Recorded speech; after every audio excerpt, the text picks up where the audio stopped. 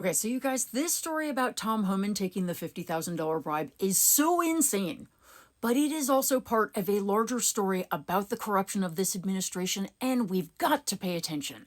So first, listen to what happened here. In late 2023 and some of 2024, the FBI in Texas was engaged in an investigation that was separate. They were looking into a whole nother matter, and they ran into a business executive and official who knew Holman well. And during these conversations with this subject of their investigation, this subject kept saying, Tom Homan can get you contracts in a future Trump administration in exchange for money.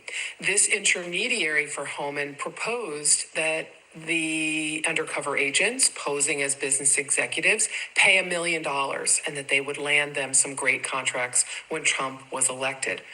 The FBI then essentially opened a new investigation of Tom Homan because they felt they had to.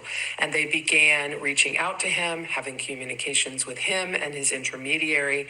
And eventually it culminated in a meeting in September 20th, 2024, when Tom Homan accepted a bag of cash with $50,000 in it. So Tom Homan, who is now our quote-unquote border czar, accepted $50,000 in cash in a restaurant bag from undercover agents, right? Clear-cut bribery in exchange for promising them that he would help them get, positions or contracts with the Trump administration.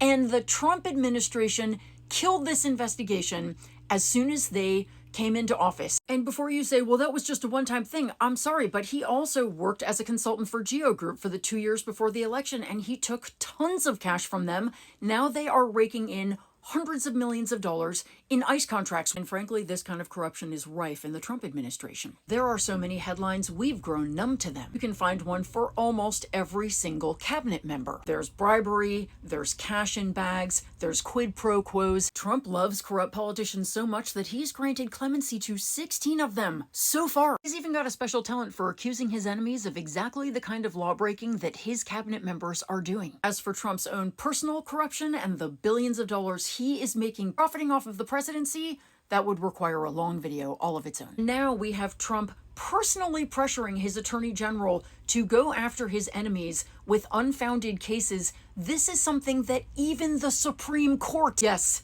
the Supreme Court, has said is absolutely not okay. So look, I know we've all gotten super jaded and we could look at this story and just go, oh, well, it's unsurprising. But it should also be unacceptable. America, seriously, you deserve better. But you're not gonna get it till you stop being numb and start getting angry.